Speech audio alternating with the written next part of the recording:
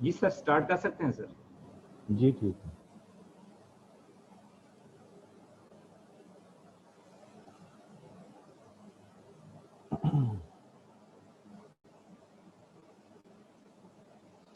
बिस्मिल्लाहिर्रहमानिर्रहीम। Welcome to second lecture.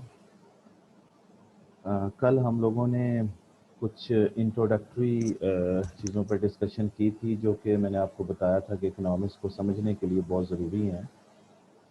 तो मेरा ख्याल है कि वो चीज़ें आपको समझ आ गई होगी, जिसमें मैंने कांस्टेंट पे डिस्कशन की थी, वेरिएबल आपको बताया था, फिर इंडिपेंडेंट डिपेंडेंट वेरिएबल बताया था, और देन फिर फंक्शन जो कि बहुत इंपॉर्टेंट चीज़ है उसके बारे में बात की थी।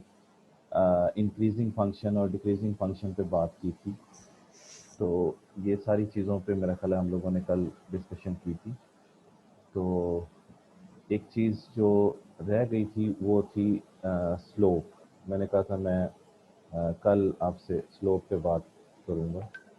तो स्लोप पे बात करते हैं। स्लोप क्या है? ये वर्ड जो है वो बार बार यूज़ होगा इकोनॉमिक का। मतलब ये है कि स्लोप दो चीज़ों को शो करता है।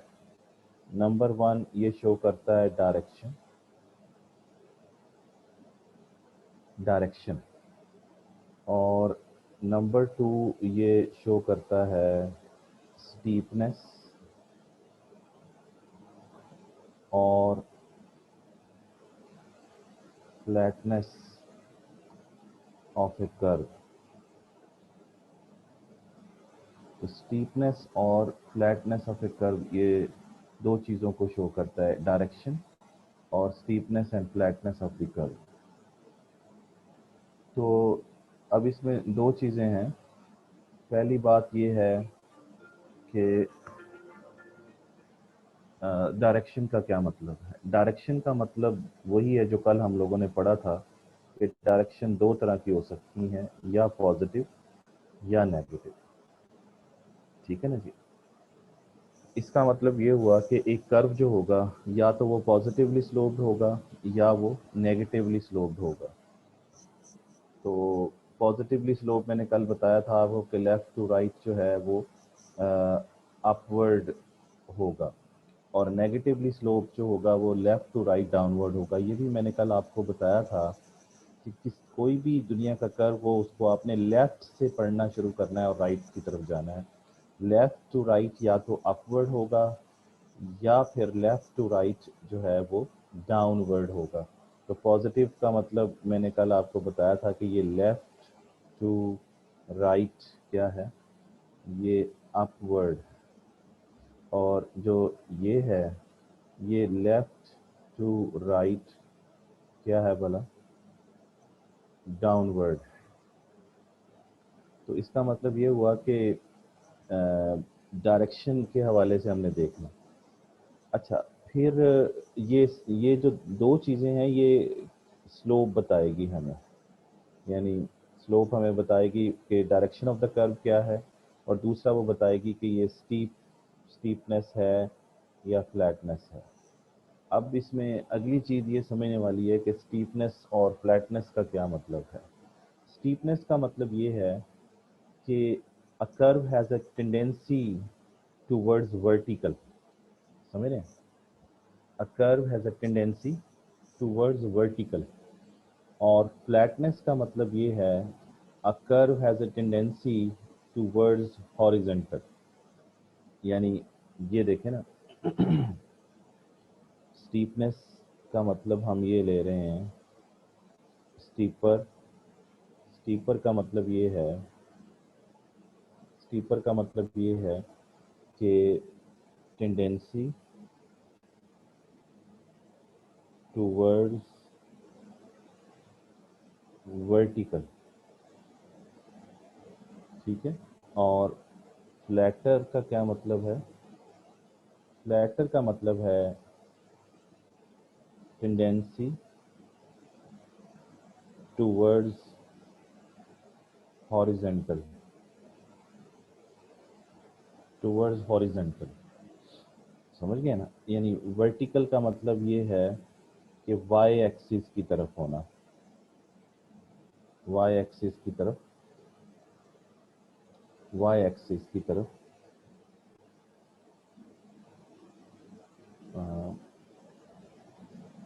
वाई एक्सिस, और हॉरिजॉन्टल का मतलब है कि एक्स एक्सिस की तरफ होना। और ये ज़हन में रखें कि ये टेंडेंसी है, यानी एक रुझान है। अगर एक कर्व का रुझान किस तरफ हो, वाई एक्सिस की तरफ हो, तो आप कहेंगे वो स्टीपर कर्व है। और अगर एक कर्व की टेंडेंसी जो है वो एक्स एक्सिस की तरफ होगी, तो आप उसे कहेंगे कि ये फ्लैटर है। जैसे अब मैं कोई एग्जांपल ले लेते हैं हम लोग। फॉर एग्जांपल कि हम एक कर्व बनाते हैं, ये एक कर्व है। अब ये वाई एक्सिस है, ठीक है ना जी, और ये क्या है, ये एक्स एक्सिस है। अब इसमें ये देखिए कि ये पहली बात तो ये कि ये हमें ये तय करना है कि इसकी डायरेक्शन क्या है। तो डायरेक्शन इसकी क्या है भला, पॉजिटिव, क्योंकि ये लेफ्ट टू राइट क्या है, ये पॉजिटिवली स्लोप्ड है। ठीक हो गया। और अगर हम एक और कर्व बनाएं, और ये फॉर एग्जांपल एक्स है, ये वाई है, और ये कर्व बनाए हम लोग, ये है लेफ्ट से राइट डाउनवर्ड, तो इसका मतलब ये हुआ कि ये नेगेटिवली स्लोप्ड है। तो ये डायरेक्शन वाला जो है ना इशू, ये पहला पॉइंट सॉल्व होता है कि ये वाला ये जो ए वाला ग्राफ है ये पॉजिटिव है, और जो बी वाला ग्राफ है वो नेगेटिव है। डायरेक्शन तो पता चल गई, क्योंकि फिर दोबारा से मैं बता दूं कि ये लेफ्ट टू राइट क्या है, ये अपवर्ड, और ये वाला क्या है, ये लेफ्ट टू राइट क्या है, ये डाउनवर्ड है। और ये इसलिए इसको हम कहते हैं पॉजिटिव स्लोप। और इस कर्व को क्या कहते हैं, इसको कहते हैं नेगेटिव स्लोप। चलें, ये एक मसला जो है वो हल हो गया कि डायरेक्शन हमने क्लियर कर ली। अब आना है कि स्लोप तो दो चीज़ें बताती है, एक डायरेक्शन बताती है, एक स्टीपनेस और फ्लैटनेस बताती है। अब हमने स्टीपनेस और फ्लैटनेस की बात करनी है। अगर हम ये पहला कर्व है, अगर मैं एक और बना दूं यहाँ पे, तो ये क्या है, ये भी पॉजिटिवली स्लोप्ड है। अगर मैं ये एक और बना दूं तो ये भी पॉजिटिवली स्लोप्ड है। देखें, ये तीनों curve, first second and third जो हैं, ये तीनों जो हैं ये पॉजिटिवली स्लोप्ड हैं, बिकॉज कि ये लेफ्ट टू राइट अपवर्ड है। इसी तरीके से अगर यहाँ देखें तो इधर भी हम एक कर्व बना देते हैं, ये भी ये फर्स्ट कह लें, इसको बल्कि फोर्थ कह लेते हैं, ठीक है, फोर्थ है, ये फिफ्थ है, और एक ये है, ये सिक्स है। तो कि इसका मतलब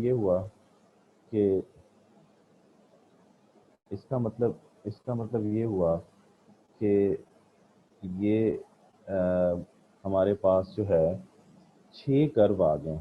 3 इसमें से पॉजिटिवली स्लोप्ड हैं, 3 इसमें नेगेटिवली स्लोप्ड हैं। अच्छा, अब यहाँ देखें, ये जो सेकंड है इसकी टेंडेंसी, यानी इसकी टेंडेंसी वर्टिकल की तरफ है। इसका मतलब ये हुआ कि ये पॉजिटिव स्लोप है, बट ये स्टीपर है। मेरी बात समझ रहे हैं? क्योंकि ये वाई एक्सिस की तरफ है। स्टीपर का मतलब ये है कि वो वर्टिकल होने की कोशिश कर रहा है।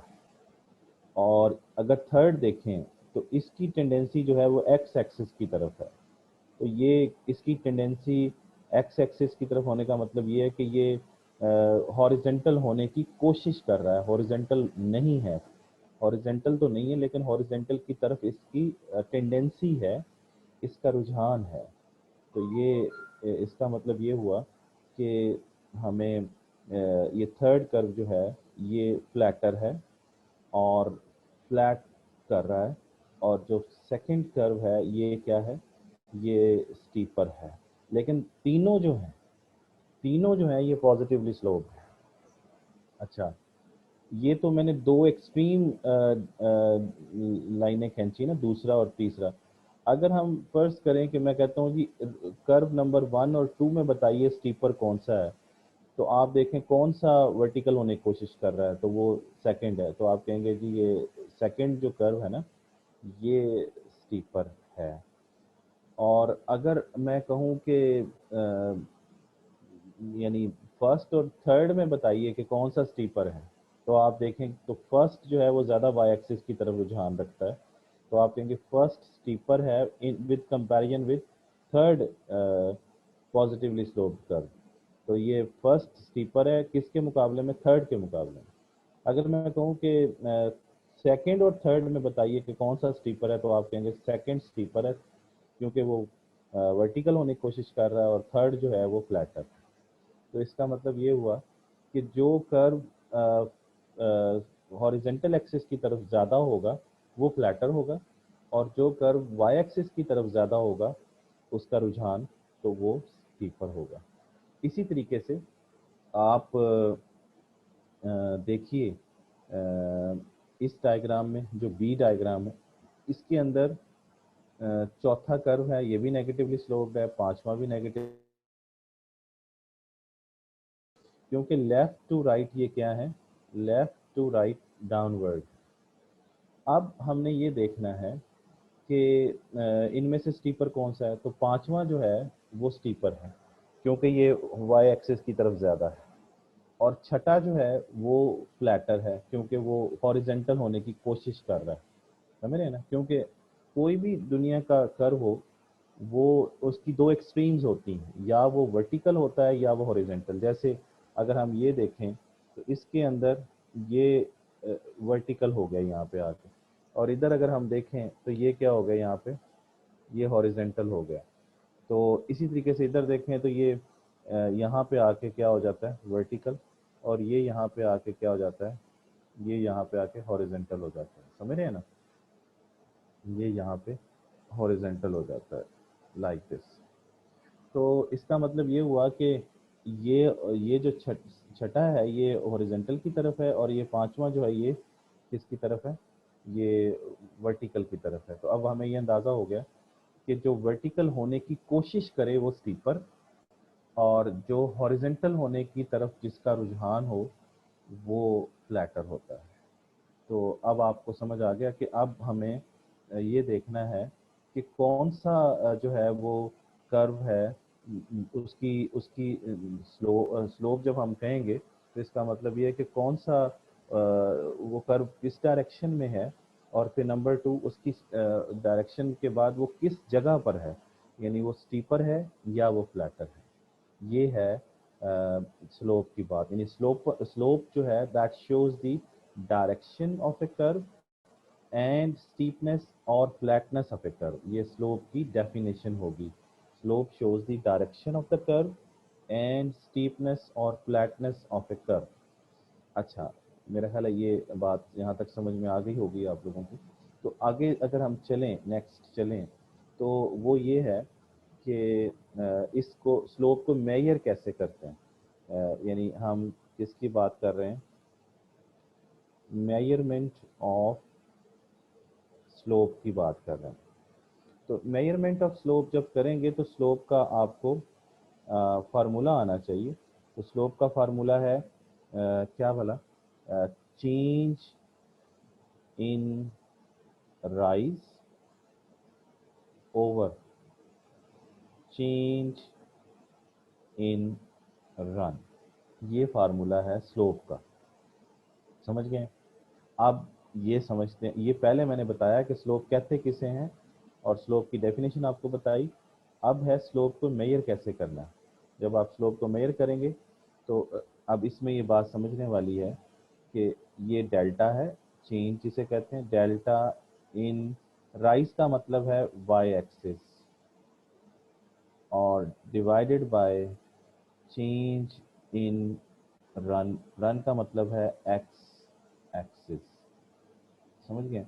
तो ये आपके पास बात हो गई। इसका मतलब ये हुआ कि जब हम स्लोप की बात करेंगे तो क्या होगा? यहाँ पर फॉर एग्जांपल ये मैं एक लाइन खींचता हूँ और मैं आपसे कहता हूँ ये y है और ये x है।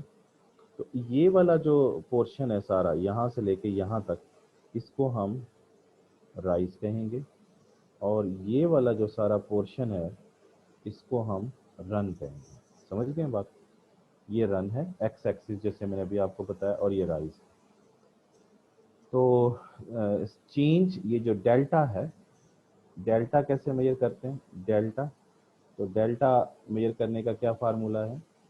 वो है new value minus old value. समझ गए? New value minus old value. तो ये आपके सामने है, जैसे मैंने कल भी आपको बताया था कि डेल्टा कैसे मेजर करते हैं। मैंने वेट की एग्जांपल दी थी आपको। तो मैंने कहा था फर्स्ट करें कि मेरा अब वेट जो है वो 100 केजी है और मेरा जो ओल्ड वेट था वो 80 केजी है, तो चेंज इन वेट कितना आ जाएगा? 20। ये ज़हन में रखना है कि जो ये ज़हन में रखना है आप लोगों ने कि में से ओल्ड वैल्यू माइनस कर देंगे। समझ गए? अच्छा, अब ये है कि फॉर एग्जांपल मैं ये एक लाइन लगाता हूँ और मैं आपसे कहता हूँ ये एक कर्व है, ए कर्व है, और इसके फॉर एग्जांपल दो पॉइंट्स हैं, एक ए पॉइंट है, एक बी पॉइंट है। ये मैं हेल्पिंग लाइंस लगा के आपको समझा रहा हूँ। ये पॉइंट्स हैं और मैं आपसे कहता हूँ फ़र्ज़ करें यहाँ पे 10 है, यहाँ पे 8 है, और फ़र्ज़ करें यहाँ पे 3 है, यहाँ पे 4 है, फ़र्ज़ कर लेते हैं। और मैं आपसे कहता हूँ find the slope between A and B. Slope हमेशा दो पॉइंट्स के दरमियान ही मेजर होगी, क्योंकि डेल्टा है ना। तो डेल्टा डेल्टा का जो कहानी है वो दो पॉइंट्स चाहती है, एक न्यू पॉइंट, एक ओल्ड पॉइंट। ठीक है ना जी? अच्छा, तो आप क्या करेंगे? अब आपको मैंने एक बात समझाई हुई है कि कोई भी कर्व हो तो आपको उसमें क्या करना है, आपने उसमें लेफ़्ट टू राइट उसको पढ़ना है। तो ये कर्व में अब लेफ़्ट टू राइट पढ़ें तो इसमें पहला पॉइंट स्मॉल ए आता है, फिर दूसरा पॉइंट ये बी आता है। तो ओल्ड पॉइंट क्या होगा? वो ए होगा, और न्यू पॉइंट क्या होगा? न्यू पॉइंट जो होगा वो बी होगा। यानी ये आपका ओल्ड वैल्यू होगी, और ये जो होगी ये क्या होगी? ये न्यू वैल्यू होगी आपके पास। समझ रहे हैं ना? क्योंकि कोई भी कर्व हो उसको कहाँ से पढ़ना है? उसको लेफ़्ट टू राइट पढ़ना है। बस ये अपने ज़हन में रखना है, लेफ़्ट टू राइट रीड करना है आप लोगों को। अच्छा, अब आप फार्मूला लिखें। तो फार्मूला में क्या करेंगे आप ये फार्मूला है स्लोप का, तो आप कहते हैं slope is equal to change in rise, है ना? Change in rise over change in run. तो आप क्या करेंगे? आप दोबारा से लिखें slope for example is equal to delta, और राइज पर क्या है?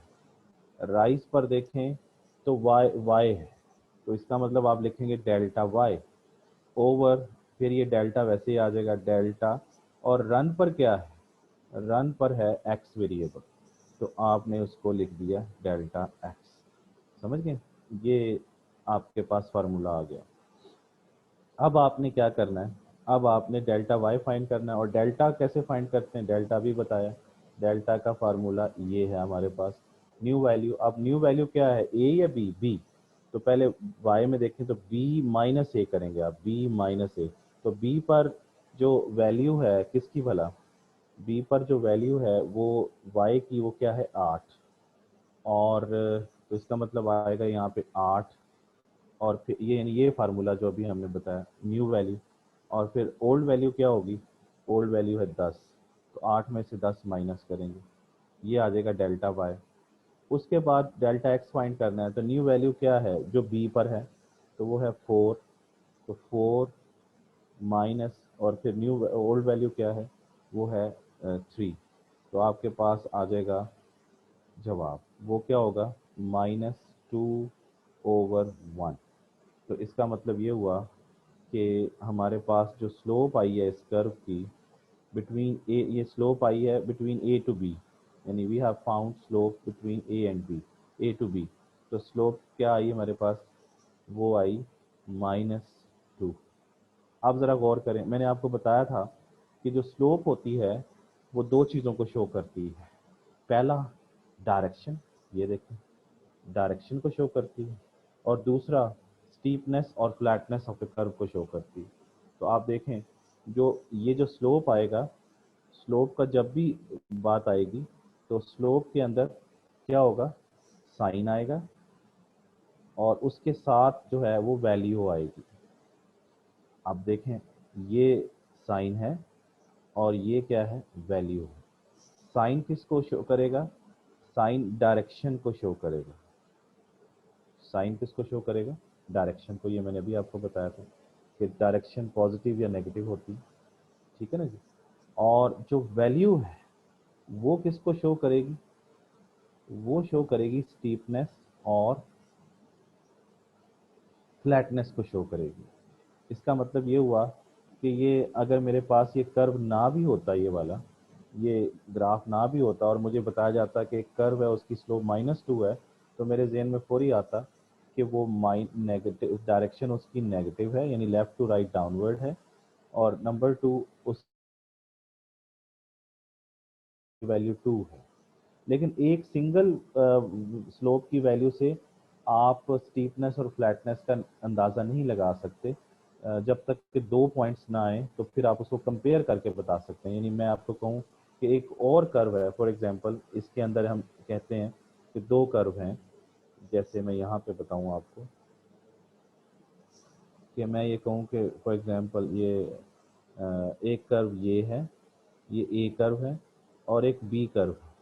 अब आप यहाँ पर ए से बी तक एक वैल्यू फाइंड कर लें और फिर यहाँ से ए से बी तक या सी से डी तक वैल्यू फाइंड कर लें, तो आप फिर जो स्लोप निकलेगी ए से बी और स्लोप सी से डी जो आप निकालेंगे दो पॉइंट्स पर, उनको आपस में कंपेयर करके बता सकते हैं कि कौन सा स्टीपर कर्व होगा और कौन सा फ्लैटर कर्व होगा।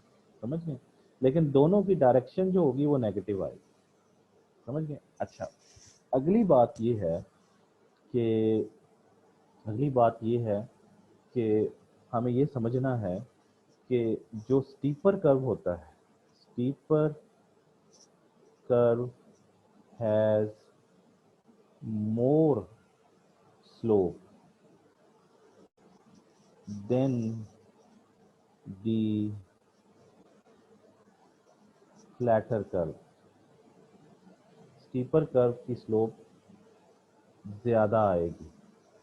क्यों ज़्यादा आएगी, स्टीपर की स्लोप ज़्यादा आएगी, क्यों ज़्यादा आएगी, क्योंकि स्लोप का जो फार्मूला है वो है change in rise over change in run. तो आप बताइए, इसमें राइज पोर्शन जितना बढ़ता जाएगा उतनी ही स्लोप की वैल्यू बढ़ती जाएगी, क्योंकि आप लोग ये तो जानते हैं ना कि ये चीज़ होती है न्यूमिरेटर, ऊपर वाली, और इसे हम कहते हैं डिनोमिनेटर। यानी अगर न्यूमिरेटर इसको हम n कह दें और डिनोमिनेटर इसको d कह दें, अगर ये अगर न्यूमिरेटर और डिनोमिनेटर सेम हो जाएं तो जवाब जो होता है वो 1 आता है। जैसे जैसे फॉर एग्जांपल 10/10, तो जवाब क्या आएगा, 1। समझ रहे हैं। इसी तरीके से अगर ये हो जाए, फॉर एग्जांपल अगर हम ये कहें कि ये है 20/10, तो आप देखें न्यूमिरेटर की वैल्यू ज़्यादा है, डिनोमिनेटर की कम है। तो इसका मतलब ये है कि अगर न्यूमिरेटर ग्रेटर देन होगा डिनोमिनेटर से, जैसे इस केस में आप देखें तो 20 जो है वो ग्रेटर देन है किससे, 10 से, है ना। इधर क्या था, इधर ये था कि 10 और 10 क्या आए थे, बराबर आए थे, तो जवाब क्या आया था, 1 आया था, क्योंकि न्यूमिनेटर भी 10 था और डिनोमिनेटर भी 10 था इस एग्जांपल में। ये वाली बात जो हम कर रहे हैं, ये वाली, ये इधर मैंने समझाई। और अगर ये देखें, ये वाली एग्जांपल लें, तो इसके अंदर आपको पता चलेगा कि इसमें न्यूमिनेटर, तो इसमें जब न्यूमिनेटर ज़्यादा आएगा तो स्लोप की, क्योंकि ये स्लोप क्या है, न्यूमिनेटर डिवाइडेड बाय डिनोमिनेटर, तो बटे में है कोई चीज़, तो आप का जो आंसर होगा वो 1 से ज़्यादा आएगा। समझ रहे हैं? जैसे यहाँ पर 2 आएगा। इसी तरीके से अगर फर्ज करें कि 10/20 हो जाए, 10/20, तो इसमें क्या होगा? इसमें देखें न्यूमरेटर जो है, इसमें न्यूमरेटर जो है, न्यूमरेटर जो है वो लेस देन है डिनोमिनेटर से। तो न्यूमरेटर क्या है भला? 10 है। ये न्यूमरेटर है, ये डिनोमिनेटर है। 10 न्यूमरेटर, ये ऊपर वाली वैल्यू न्यूमरेटर, नीचे डिनोमिनेटर। तो ये 10 जो है दैट इज लेस देन 20। तो जवाब 1 से कम आएगा। ये चीज़ समझनी है आपको। तो इसका मतलब ये हुआ कि जितना ज़्यादा न्यूमरेटर की वैल्यू बढ़ेगी उतनी ज़्यादा स्लोप भी बढ़ेगी। और यहाँ पर स्टीपर जो कर्व होता है उसमें अगर आप देखें तो न्यूमरेटर की वैल्यू ज़्यादा आती है। जैसे आप चेक करें, फॉर एग्जांपल ये मैं आपको एक कर्व बना के दिखाता हूँ, फिर आपको समझ मज़ीद आ जाएगी। देखिए मैंने अभी तक आपको इकोनॉमिक्स शुरू नहीं कराई है, अभी मैं सिर्फ आपको बेसिक्स बता रहा हूँ, लेकिन अभी थोड़ी देर तक शुरू करते भी हैं। ये देखें, ये एक, और फॉर एग्जांपल एक यहाँ पे मैं लाइन लगाता हूँ, this is x, this is why, और एक ये लाइन है। अब आपको पता है कि ये जो कर्व बी है ये फ्लैटर है क्योंकि ये हॉरिजेंटल की तरफ जा रहा है, और जो कर्व ए है ये स्टीपर है क्योंकि ये वर्टिकल की तरफ जा रहा है। लेकिन दोनों ही नेगेटिवली स्लोप्ड है क्योंकि दोनों लेफ्ट टू राइट डाउनवर्ड है। समझ रहे हैं ना ये बात? दोनों लेफ्ट टू राइट क्या है?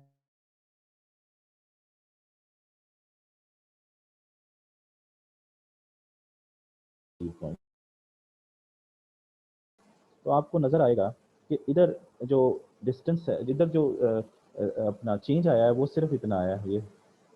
और इधर अगर देखें आप तो आपको पता चलेगा कि इधर जो डेल्टा है वो ये है, इतना बड़ा डेल्टा है। ये डेल्टा यहाँ से यहाँ तक है, ये डेल्टा है। और इधर जो डेल्टा है वो ये वाला। तो इसका मतलब ऊपर जब हम इसकी स्लोप फाइंड करेंगे ए से बी, तो हमारा फार्मूला है change in Y over change in X, है ना? तो आपका ये वाला जो डेल्टा होगा, डेल्टा यानी वाई, वो इतना होगा, और जो डेल्टा एक्स होगा वो छोटा होगा। तो ऑटोमेटिकली वैल्यू ज़्यादा आएगी, स्लोप बढ़ जाएगी, इसलिए स्टीपर कर्व की स्लोप ज़्यादा होती है। लेकिन अगर आप इधर 2 पॉइंट्स उतनी डिस्टेंस पे ले लें, ये देखें ए और बी, ठीक है ना जी, तो आपको नज़र आएगा कि ये देखें क्या होगा। ये देखें ज़रा, ये देखें इधर डेल्टा ज़्यादा आ रहा है और इधर डेल्टा छोटा आ रहा है। और जब हम स्लोप के फार्मूले में लिखेंगे तो ये राइज वाला डेल्टा ऊपर आता है, रन वाला डेल्टा नीचे आता है। तो इसका मतलब ये, क्योंकि ये देखें ना, rise, change in rise over change in run, ये स्लोप का फार्मूला। तो ये आएगा delta Y over delta X. तो इधर डेल्टा बड़ा आएगा।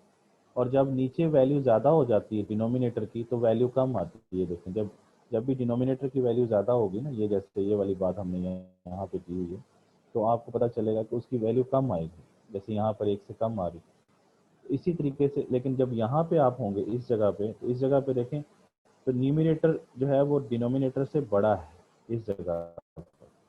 और इस जगह पर क्या है? इस जगह पर डिनोमिनेटर जो है वो न्यूमिनेटर से बड़ा है। तो इसकी वैल्यू कम आएगी, इसकी वैल्यू ज़्यादा आएगी। समझ गए? ये एग्जाम्पल से भी आप लोग इस बात को समझ सकते हैं। तो चलें जी, ये अभी तक जो हमने डिस्कशन की है वो स्लोप की है। तो स्लोप मेरा ख्याल है आपको समझ आ गया होगा। लेकिन अब इसकी एक दो चीज़ें और मैं आपको बता दूं कि स्लोप को जो है वो हम इकोनॉमिक्स की ज़ुबान में मार्जिनल कहते हैं। क्या कहते हैं? मार्जिनल। Slope marginal. इसी तरीके से टेन थीटा, और इसी तरीके से डेरिवेटिव, ग्रेडियंट,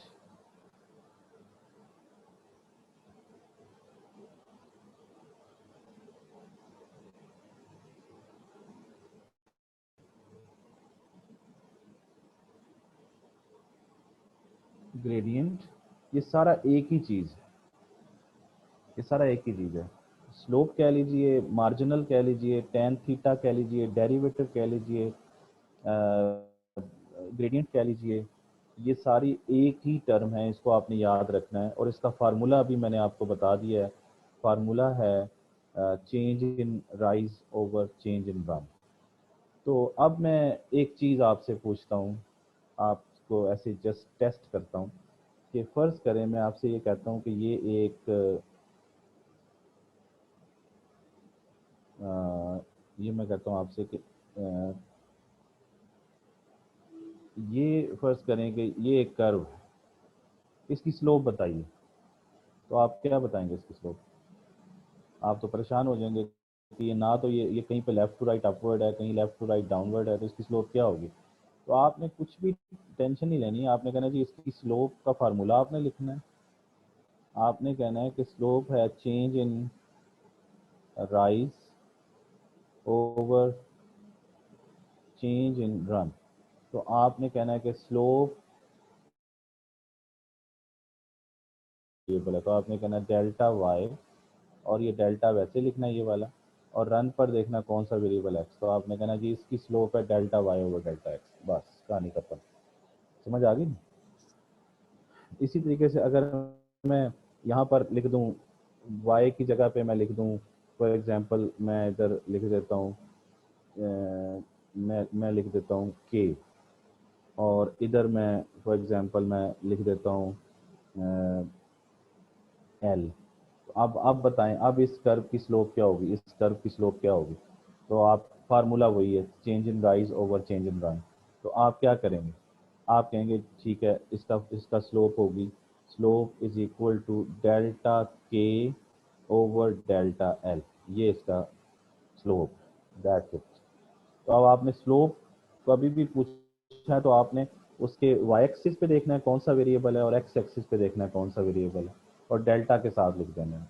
डेल्टा मैंने अभी बता दिया है कि डेल्टा कैसे मेजर करते हैं, डेल्टा का फार्मूला भी बताया मैंने आप लोगों को।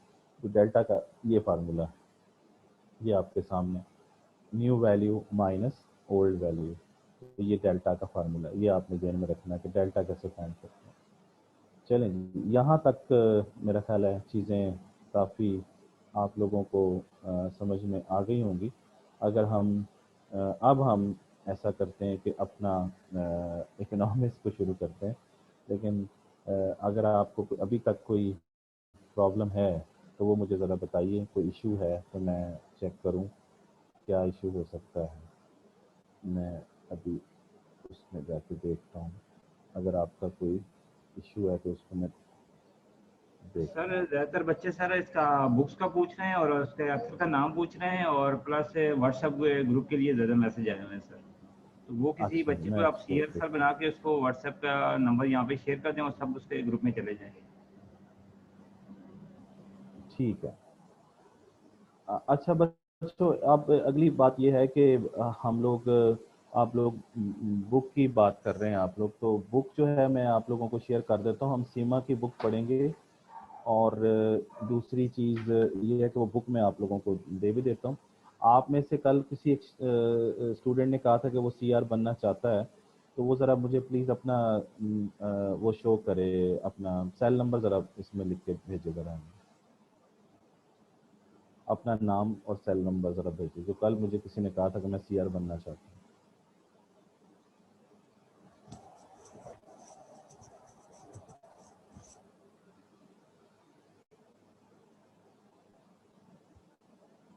जी प्लीज़ बताइए कौन सीआर बनना चाहता है। सर दो तीन बच्चों ने नाम लिखे हैं, जी तो आपके चैट में आपके आंसर क्वेश्चन में आ रहे हैं एंट्री सर, वो चेक कर लें। जिसको सर बनाना चाहते हैं उसका नंबर अपने पास यहाँ लिख दें सामने, तो सब बच्चे उसको मैसेज करेंगे तो वो उनको ग्रुप में ऐड कर लेगा, और जो भी आपका मटेरियल होगा आप उस ग्रुप में डाल दीजिएगा तो सर वो उनको मिलता रहेगा। जी। तो ये दो तीन लोगों ने कहा कि हमें सीआर बनना चाहते हैं। एक तो तलहा हुसैन है, और दूसरा जो है वो रिमशा है, और तीसरा जो है वो जुनैरा है। मेरा ख्याल है तलहा को हम फिर सीआर बना देते हैं। तो तलहा आप का नंबर सब लोग नोट कर लें, तलहा का नंबर जो है वो सब लोग नोट कर लें। तो तलहा मैं आपको ना बुक जो है वो सेंड कर दूँगा, ठीक है ना, और बाकी मटेरियल भी सेंड कर दूँगा। तो तलहा का नंबर आप सब लोग जो हैं वो कर लें उसके अंदर, ठीक हो गया। दूसरी चीज़ ये है कि सर तला का नंबर सामने लिख दें तो सबको थोड़ा इजी हो जाएगा। एक मिनट, मैं तलहा का नंबर लिख देता हूँ। तो तलहा का नंबर है 033587575 और 75389 ये नंबर है तलहा का, ठीक है जी। तलहा हुसैन, तलहा हुसैन को हम CR बना लेते हैं। तो ये 033358753 का। तलहा आपने ऐसा करना है कि आपने एक व्हाट्सएप ग्रुप बना लेना है, और इकोनॉमिक्स के नाम से बना लें या मेरे नाम से बना लें, और उसमें इन सब लोगों को, आप सब लोगों ने तलहा को अपना जो है ना वो नंबर सेंड कर देना। ये मैंने अभी आपको कह दिया, ये इनको ऐड कर लेंगे और बाकी फिर सारा मटेरियल आपको मिलता रहेगा, ठीक हो गया जी। तो बाकी जो है वो, अगर मेरा नंबर है वो भी मैं आपको शेयर कर देता हूँ। वो है 030063000597, ये मेरा नंबर है, ठीक है ना जी। इस पे मुझे भी ऐड कर लीजिए, फिर बाकी जो कोई इश्यूज होंगे वो हम लोग वहाँ पे डिस्कस कर लेंगे, ठीक हो गया। तो ये सारी चीज़ें हो गई। अब आपके ज़रा क्वेश्चंस की तरफ आ जाएं। तो क्वेश्चंस अभी तक जो है, जो हमने टॉपिक कंप्लीट किया उस पर हम क्वेश्चन देखते हैं कि कोई आपके जो है प्रॉब्लम, इसमें ज़्यादातर तो बुक से रेलिवेंट ही है। अच्छा जी, इसमें ये है कि ये इन्होंने कहा कि एक दफ़ा रिपीट कर दें, तो वो आप वीडियो दोबारा सुन लीजिएगा, उसमें रिपीट जितनी दफ़ा मर्जी कीजिएगा। तो डेल्टा, ये क्वेश्चन था कि जस्ट अ मिनट, कि डेल्टा जो है क्या नेगेटिव हो सकता है? तो हो सकता है, डेल्टा की वैल्यू कुछ भी आ सकती है, क्योंकि new value minus old value भी मैंने जो करके दिखाया था उसमें वैल्यू नेगेटिव ही आई थी, ठीक है ना जी। तो delta nu value minus old value जो भी होगा वो जवाब आ जाएगा आपके सामने, ठीक है ना जी। और मेरा ख्याल है कोई आपका ये नंबर शंबर ही आ रहे हैं, बाकी कुछ और नहीं चीज़, ठीक है। ये आप लोग सब ने जो अपने नंबर दिए हैं, ये आप लोग तलहा को सेंड कर दें ये नंबर सारे, ठीक है ना जी। और अगर एक मेरा ख्याल है कि GR भी बना लें CR के साथ साथ तो ज़्यादा बेहतर है, क्योंकि अगर कुछ फीमेल्स अगर अपना नंबर नहीं देना चाहती तो वो GR भी बना लेते हैं। और उसमें मेरा ख्याल है कि GR भी एक ग्रुप बना लें। उससे ये होगा कि कुछ लोग अगर नहीं अपना नंबर शेयर करना चाहते तो वो किसी फीमेल जो है वो उसमें कर सकती। तो उसमें फिर मेरा ख्याल है कि एक नंबर ऊपर आया था, अभी मैं देख रहा हूँ,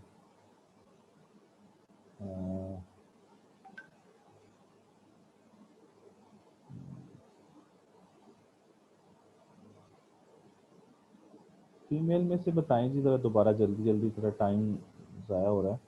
कोई GR बनना चाहे तो वो अपना ज़रा नंबर यहाँ पे शेयर करे, तो बाकी फीमेल उनको खुद ही, हाँ ये आ गया नंबर, ये है just a minute, Junaira, Junaira Anwar जो है वो, उनको GR बना देते हैं। तो वो नंबर आप जुनैरा का देख लें, 033531644 और 69, ये नंबर है 033531644 69। तो ये जुनैरा है। जुनैरा आप बच्चे जीआर बन गई हैं। अब आपने ना फीमेल्स जो आपसे रब्ता करें उनका ग्रुप लहदा बना लेना है, मेल का जो है वो लहदा बना लेना है, ताकि कोई अगर नहीं कंबाइंड ग्रुप में आना चाहता तो उसमें आ जाए। ठीक हो गया। हम दोनों में आपने मुझे ऐड कर लेना है, मैंने अपना नंबर आपको शो कर दिया। ठीक हो गया। तो ये है जी स्टोरी। अब चलते हैं आगे। ये जीआर का नंबर आ गया हमारे पास, और फिर ये हमारे पास जीआर का नंबर, ये मेरा नंबर है। इस पे भी आप मेरे से भी अगर कोई इश्यूज हो, कोई भी प्रॉब्लम हो, you can talk to me, तो डिस्कस कर सकते हैं हम लोग। अब हम, मेरा ख्याल है कि आगे चलते हैं। अब हम इकोनॉमिक्स को शुरू कर लेते हैं। तो इकोनॉमिक्स के अंदर अब मैंने आपको बताया था कि इकोनॉमिक्स के अंदर दो पिलर्स होते हैं। पहला पिलर है डिमांड का पिलर, और दूसरा पिलर जो है वो है सप्लाई का पिलर। यानी दो पिलर्स बड़े इंपॉर्टेंट हैं इकोनॉमिक्स के अंदर, और ख़ास तौर पर माइक्रो इकोनॉमिक्स के अंदर। मैक्रो इकोनॉमिक्स वो है डिमांड, और दूसरा क्या है, सप्लाई। अगर आप ये दो पिलर समझ जाते हैं तो आप समझें कि इकोनॉमिक्स समझ आ जाती है आप लोग। और मैं आपको एक बात बताऊं, इकोनॉमिक्स जो है वो कोई मुश्किल पेपर नहीं है। इकोनॉमिक्स जो है वो एक कॉमन सेंस है। अगर अगर हमारे अंदर कॉमन सेंस हो तो हमें इकोनॉमिक्स समझना मुश्किल नहीं है बिल्कुल भी। देखिए, लो आप तो इकोनॉमिक्स पढ़ रहे हैं ना, but people are doing economics. People are doing economics, even के वो पढ़े लिखे लोग भी नहीं है, but they are doing economics.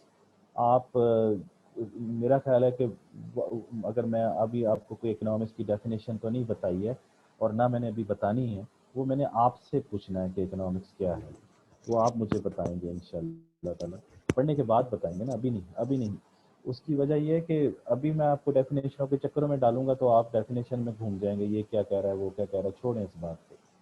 अभी सिर्फ मैं आपको ये कह रहा हूँ कि मेरे से कोई पूछता है ना कि व्हाट इज इकोनॉमिक्स, तो मैं कहता हूँ कि economics is what is I am doing. यानी जो भी मैं रैशनली करता हूँ वो इकोनॉमिक्स। अब रैशनली क्या करता हूँ, फॉर एग्जांपल मैं जो है आपको कहता हूँ अस्सलाम वालेकुम, तो अस्सलाम वालेकुम भी इकोनॉमिक्स है। वो कैसे इकोनॉमिक्स है? वो ऐसे कि मैंने आपको जब अस्सलाम वालेकुम कहा तो इसका मतलब ये है कि मैंने आपसे ये कहा कि आप पर सलामती हो, तो जवाब में भी मुझे जारी सी बात है कि आप 100-200 लोग इस वक्त 198 लोग हैं, और जवाब में आप कहेंगे वालेकुम सलाम, तो मुझे कितना बेनिफिट हुआ ज़रा देखें। मैंने तो एक को कहा ना, और वापसी मुझे कितना मिला है, मुझे 198 लोगों ने वालेकुम सलाम कहा। तो ये आम लोग कहेंगे कि this is the exchange of greeting, but as an economist मैं ये कहूँगा कि this is an exchange of benefit, कि मैंने बेनिफिट दिया है और मैंने बेनिफिट लिया है। समझ? देखिए, मुझे अब अस्सलाम वालेकुम के अंदर भी इकोनॉमिक्स नज़र आना शुरू होगी। इसी तरीके से अगर हम ये कहें कि हम फॉर एग्जांपल कुछ भी करते हैं, खाते हैं, पीते हैं, रोते हैं, हंसते हैं, कोई काम करते हैं, ख़रीदारी करते हैं, नमाज पढ़ते हैं, सलाम करते हैं, कोई भी एक्ट आप उठा के देख लें उसमें इकोनॉमिक्स मौजूद है। जैसे आप अज़ान ही सुनते हैं, तो अज़ान के अंदर सुबह की जब फजर की अज़ान होती है तो उसमें भी आपको एक कंपैरिजन नज़र आता है। उसमें ये कहते हैं कि नमाज जो है वो बेहतर है किससे, नींद से, है ना। अस्सलातु खैरुम मिनन नौम, यानी this is a comparison between your sleep and the prayer.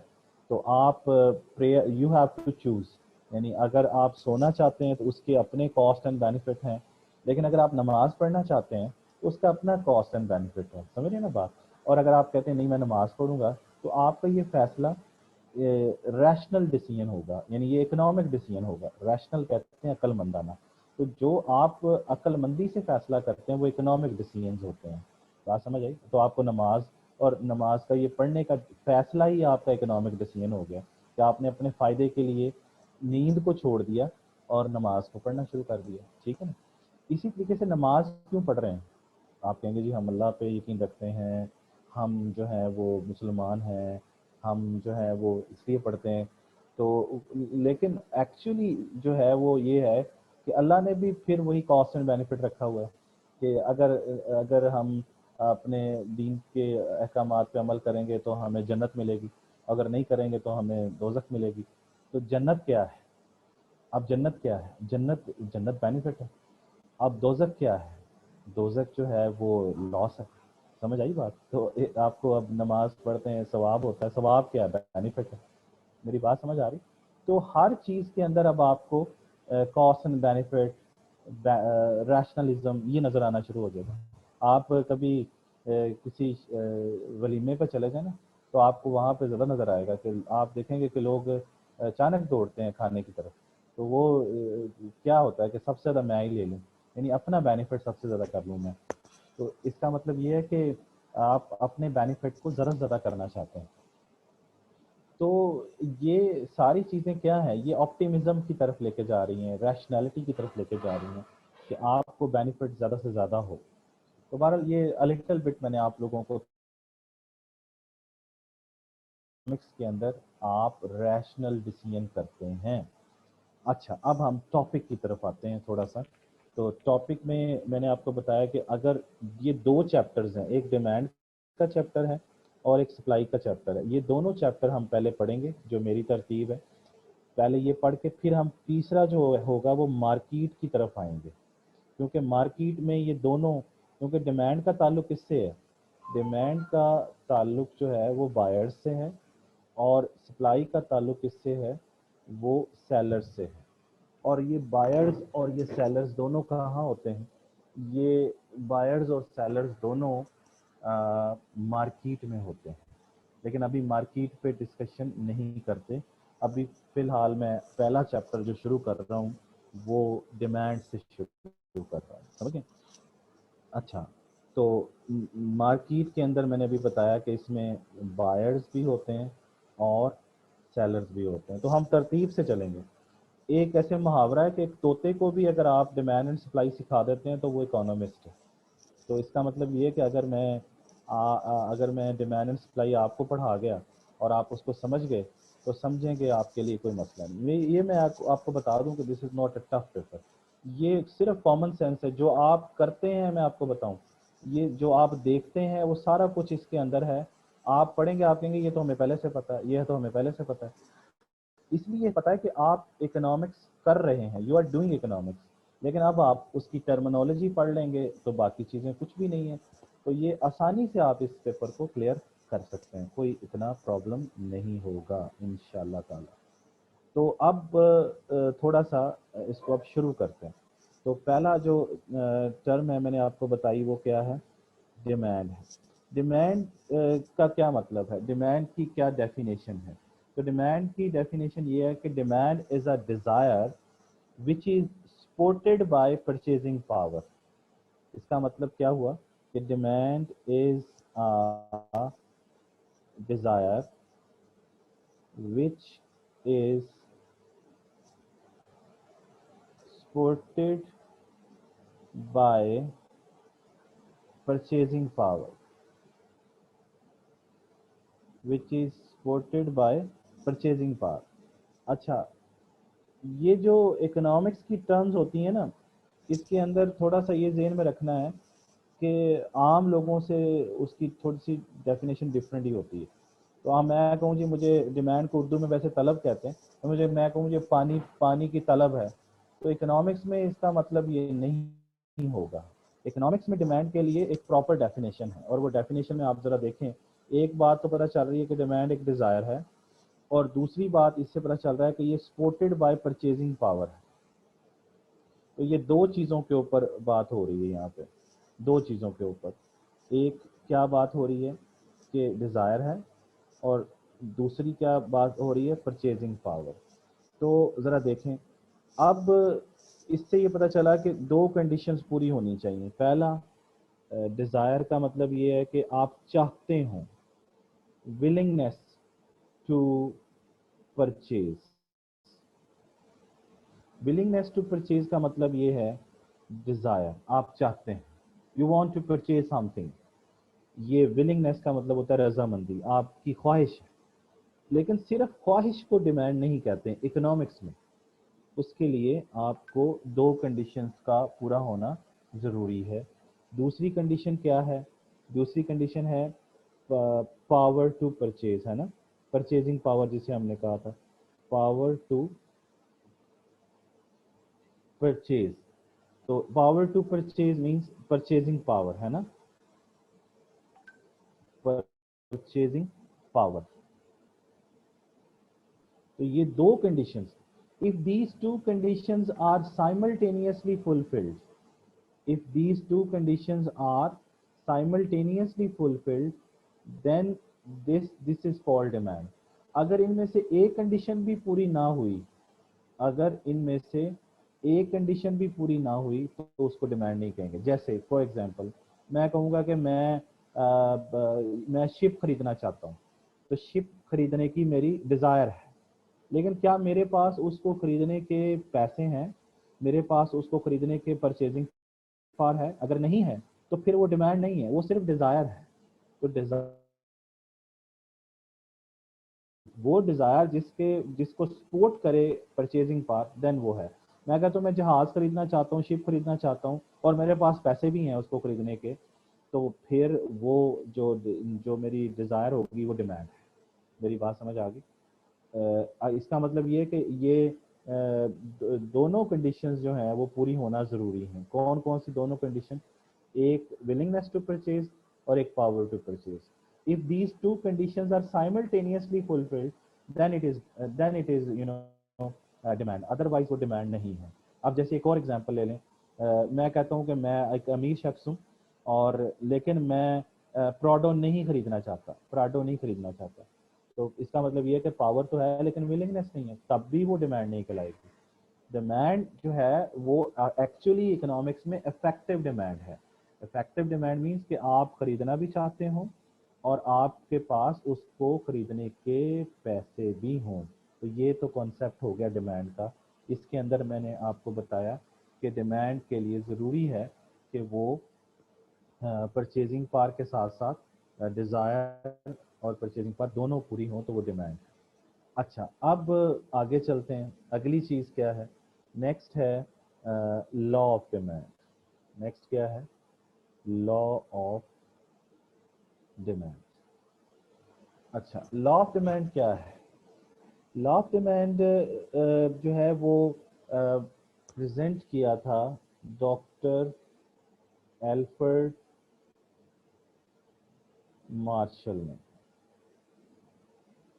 ठीक है, इसका ताल्लुक यूके से है। इसने ये लॉ ऑफ डिमांड दिया था और इसने क्या कहा था? इसने ये कहा था कि अच्छा, इसमें एक दो चीज़ें मैं आपको और बता दूं कि इकोनॉमिक्स के अंदर जो लॉज हैं वो कंडीशनल होते हैं। कंडीशनल का मतलब ये है कि हमारा जो ताल्लुक है वो इंसानी रवैयों से है, इंसान से है। और आप जानते हैं कि इंसानों के जो रवैये हैं वो बदलते रहते हैं, लेकिन हमारे जो इकोनॉमिक लॉज हैं वो इंसानों के इकोनॉमिक टेंडेंसीज हैं, इकोनॉमिक बिहेवियर्स हैं। तो इंसानों के रवैये बदलते रहते हैं। तो फिर ये बताइए कि उन रवैयों के को बेस बना के हमने लॉज बनाए हैं इकोनॉमिक्स के, तो वो कैसे कांस्टेंट हो सकते हैं? इसलिए जो इकोनॉमिक लॉज होते हैं ना वो कंडीशनल होते हैं। दूसरी चीज़ ये है कि इकोनॉमिक लॉज जो हैं वो कोई ये नहीं होता कि वो हर वक्त पूरे हों। जो कंडीशन पूरी होगी तो हो जाएंगे, अदरवाइज नहीं होते तो फिर हम कुछ नहीं कर सकते। अच्छा, तो इसमें जो लॉ ऑफ डिमांड की स्टेटमेंट है वो क्या है? लॉ ऑफ डिमांड की स्टेटमेंट है अदर अदर थिंग्स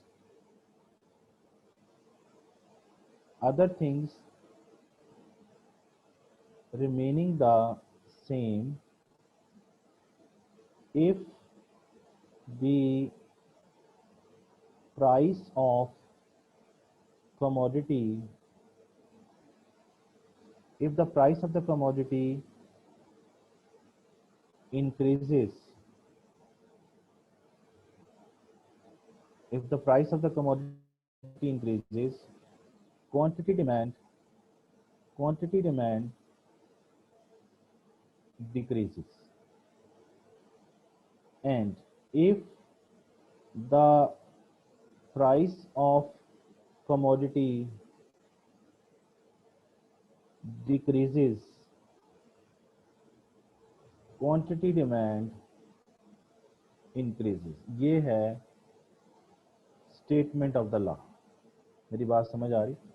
यानी इसका मतलब ये है कि अगर ये वाली चीज़ है, इसको अगर हम छोड़ दें, इस वाली चीज़ को छोड़ दें, यहाँ से आगे पढ़ें कि अगर प्राइस किसी भी चीज़ की बढ़ती है तो उस चीज़ की डिमांड क्या हो जाएगी? गिर जाएगी, कम हो जाएगी। अब ये सबको पता है, आप बताएं, आपको नहीं पता? जिस चीज़ की कीमत बढ़ती है वो महंगी हो जाती है, तो क्या आप उसको ज़्यादा खरीदते हैं? आप उसको कम खरीदते हैं। तो ये बात लॉ ऑफ डिमांड है। देखें, मैंने यही कहा ना कि आपको चीज़ें सारी आती हैं, सिर्फ आपको ये लाज की शक्ल में उसको पढ़ना पड़ेगा, या कुछ कि आपको कोई चीज़ ऐसी हो जो आपको ना पता हो। आपको सारा चीज़ें पता हैं।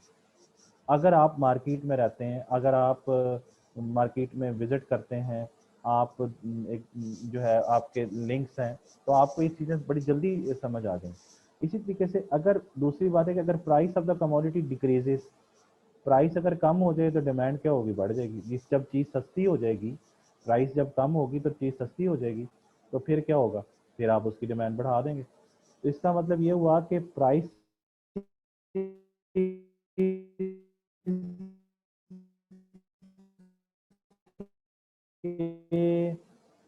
बढ़ प्राइसेस के बढ़ने से जो डिमांड है वो कम हो जाएगी। समझ रहे हैं?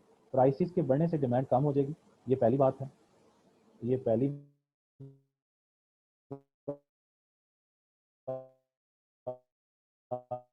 बात है। और दूसरी बात ये है,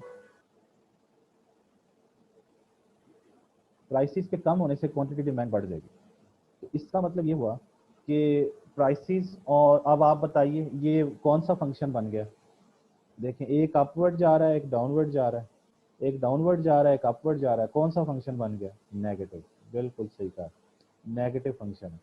तो अब हम इस चीज़ को समझें इस तरीके से कि अगर मैं ये लिखूं, QD means quantity demand is a function of P for price. P का क्या मतलब है? P का मतलब है प्राइस, और QD का मतलब है क्वांटिटी डिमांड। समझ गए? इसका मतलब क्वांटिटी डिमांड। अब मैंने इसको फंक्शनल फॉर्म में लिखा है, तो फंक्शनल फॉर्म में लिखा है कि QD is a function of P। कल समझाई थी ये बात कि quantity demand is a function of price. इसको क्या पढ़ेंगे? इसको पढ़ेंगे quantity demand is a function of price. और इज अ फंक्शन ऑफ का क्या मतलब होता है? कल बताया था, क्वांटिटी डिमांड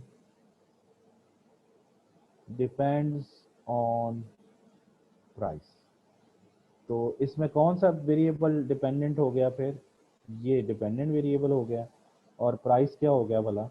इंडिपेंडेंट वेरिएबल हो गया। अगर कल कोई लेक्चर नहीं आप लोगों ने लिया तो कल वो वाला लेक्चर आप उसकी रिकॉर्डिंग सुने, ताकि ये आपको ये बात समझ में आए। क्योंकि अगर कल का लेक्चर नहीं समझ आएगा तो अगला लेक्चर भी प्रॉब्लम करेगा आपको। ये इकोनॉमिक्स का एक लेक्चर भी मिस करने का मतलब ये है कि आपको समझ नहीं आती हैं बातें, क्योंकि ये कनेक्टेड है, एक हर लेक्चर दूसरे के साथ कनेक्टेड है। इसलिए आप पहला लेक्चर अगर नहीं लिया तो उसको सुने लाजमी। अच्छा, ये समझ आ गई बात? मैंने कल बताया था कि फंक्शन है, और अब ये कौन सा फंक्शन है? ये डिक्रीजिंग फंक्शन है। तो आप कहेंगे कि quantity demand is decreasing function of price. समझ गए?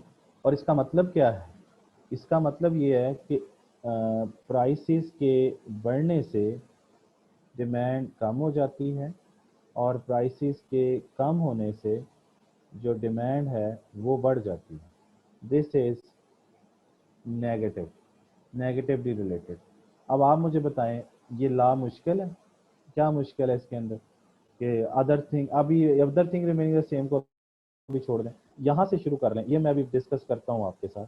अगर यहाँ से देखें तो यहाँ तक यही बात है ना, ये मैंने इसको वर्ड्स में लिखा है, ये मैंने नोटेशन में लिख दी, यही वाली बात, तो ये सारी सेम ही है यहाँ तक, ये वाली बात यहाँ से लेके ये सारी यही है ना, ये सारी यही है कि प्राइस बढ़ेगी, डिमांड कम हो जाएगी। अच्छा, एक चीज़ जहाँ पे स्टूडेंट को प्रॉब्लम आता है, प्रॉब्लम ये आता है कि वो इकोनॉमिक्स के लोग जहाँ पे थोड़े से उनके लिए नंबर कटते हैं, वो ये कि वो डिपेंडेंट और इंडिपेंडेंट वेरिएबल को डिफ्रेंशिएट नहीं करते। वो कहते हैं ये तो प्राइस और डिमांड के रिलेशनशिप है, और बोलते हुए क्या करते हैं, प्राइस के बजाय पहले डिमांड बोल देते हैं।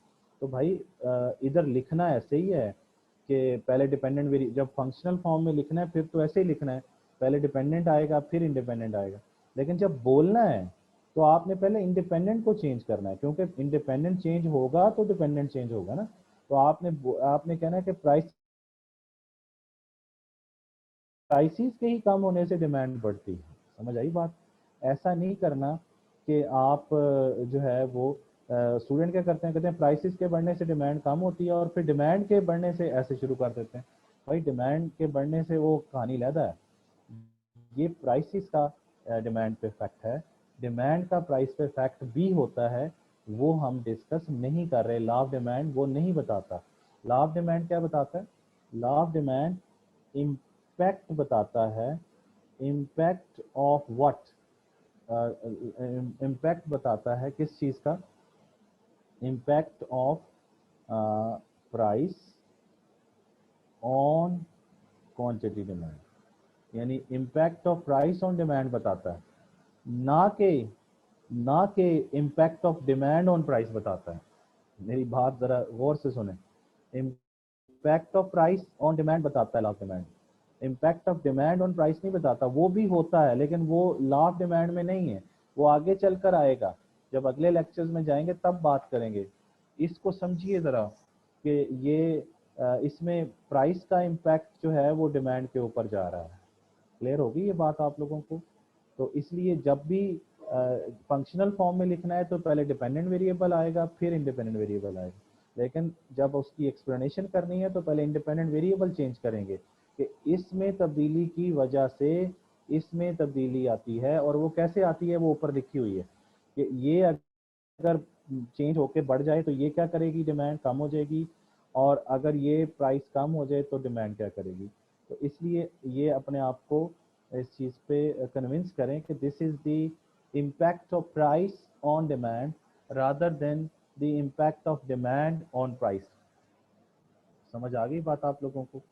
तो लेकिन ये चीज़ अपने दिमाग में रखें कि डिमांड ऑन प्राइस जो है वो भी होता है, लेकिन वो अभी हम नहीं पढ़ रहे ना, वो अभी हमारे अभी आया नहीं है, जब आएगा मैं बताऊंगा आपको। अच्छा, ये क्लियर होगी बातें? अच्छा, अब आ जाइए कि नेक्स्ट चीज़ वो ये है कि hello,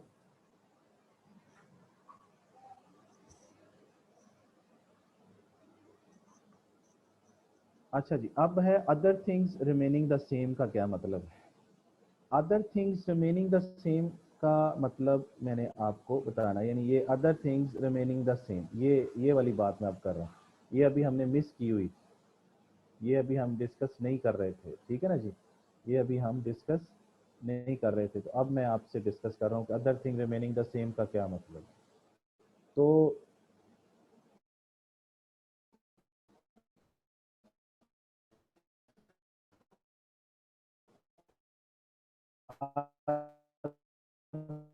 other things remaining the same का मतलब है,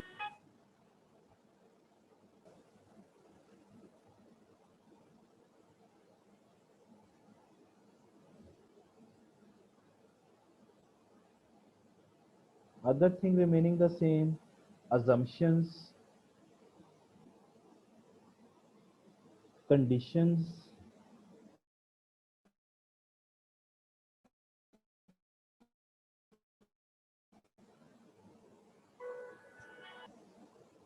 ये कंडीशंस या सेट्रस पेरिबस, ये सारी एक ही चीज है, ये एक ही बात है। इसका मतलब ये हुआ कि आप other things remaining the same कह लीजिए, अजम्पशन कह लीजिए, कंडीशंस कह लीजिए, या सेट्रस पेरिबस कह लीजिए, एक ही बात है। तो ये सेट्रस पेरिबस का मतलब other things remaining the same है या other factors remaining the same, एक ही बात है। सुने, बात ये है कि other things remaining the same या assumptions या सेट्रस पेरिबस का मतलब क्या है?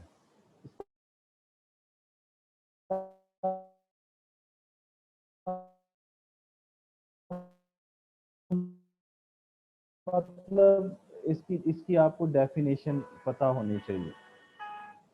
इसकी है कि assumption किसे कहते हैं? assumption which we hold constant in order to prove any law। अब इकोनॉमिक्स में जो भी लॉ आएगा उसके assumptions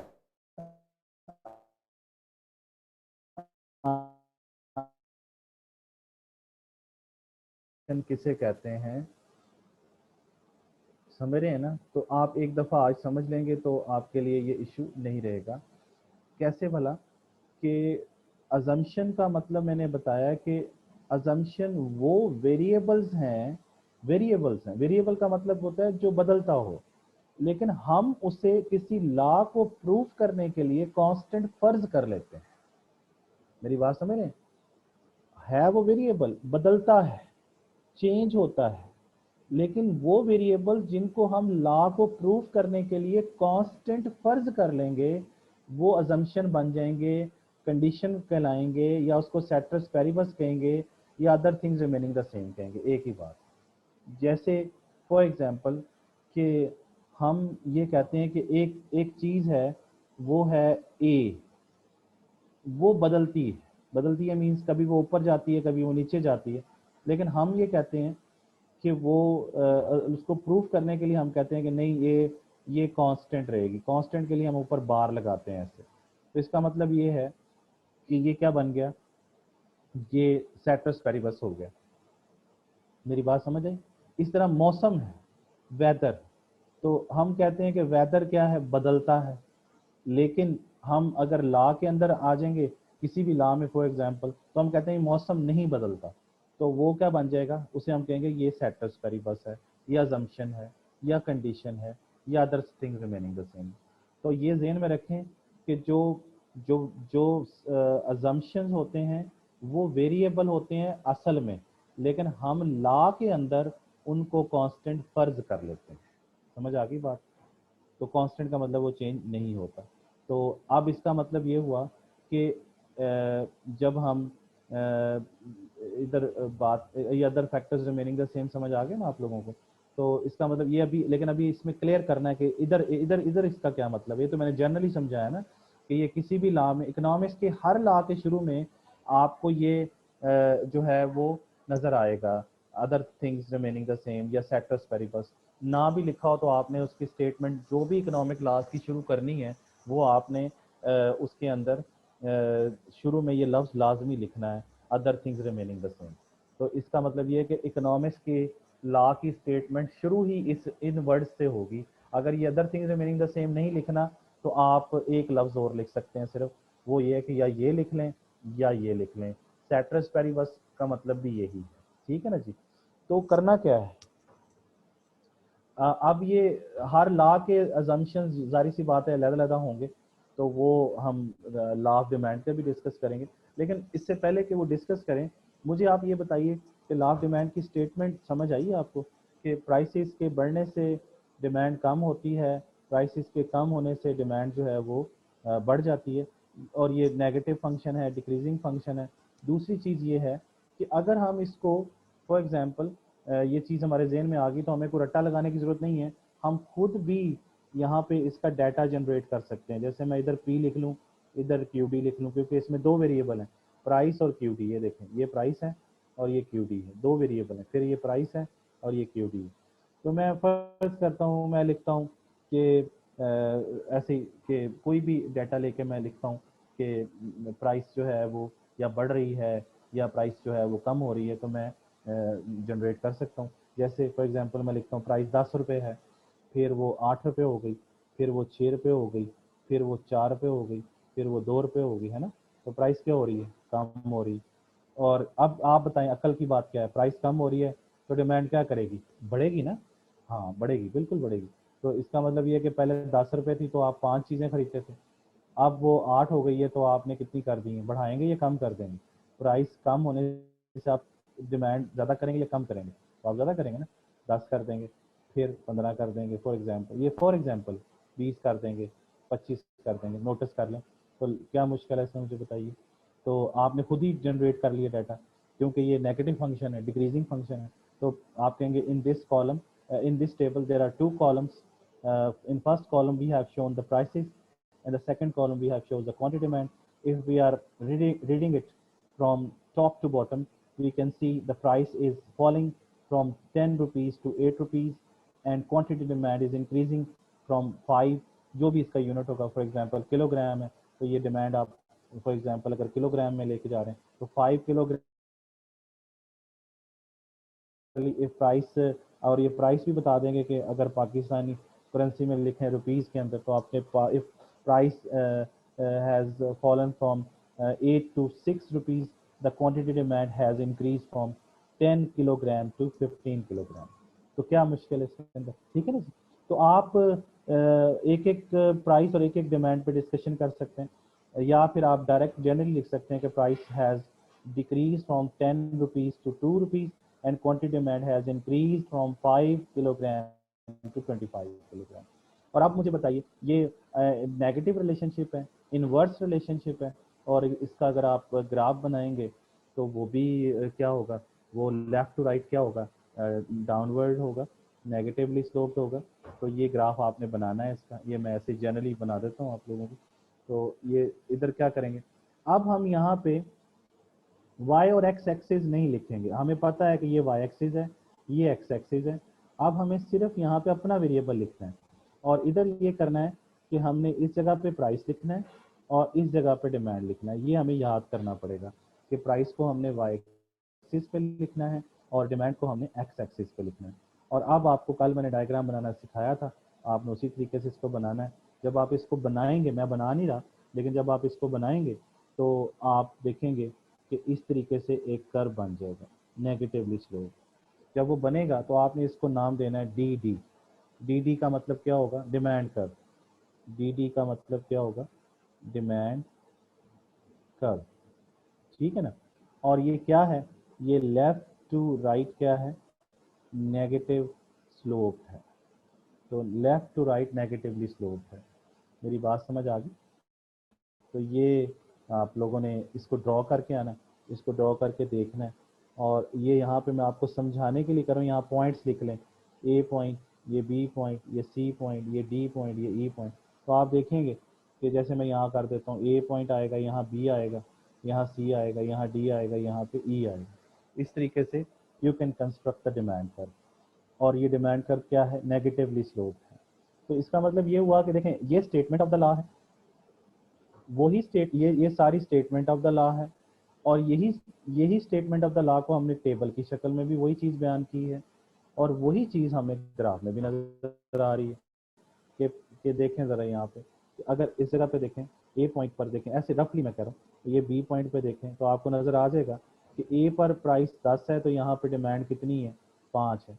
और बी पर अगर प्राइस जो है वो 8 है तो ये डिमांड कितनी है भला, 10 है। ये मैंने रफ बनाया लेकिन आपको समझाने के लिए, लेकिन आपने सही बनाना है, ठीक करके बनाना है। कल मैंने तरीका बताया था कैसे बनाना डायग्राम।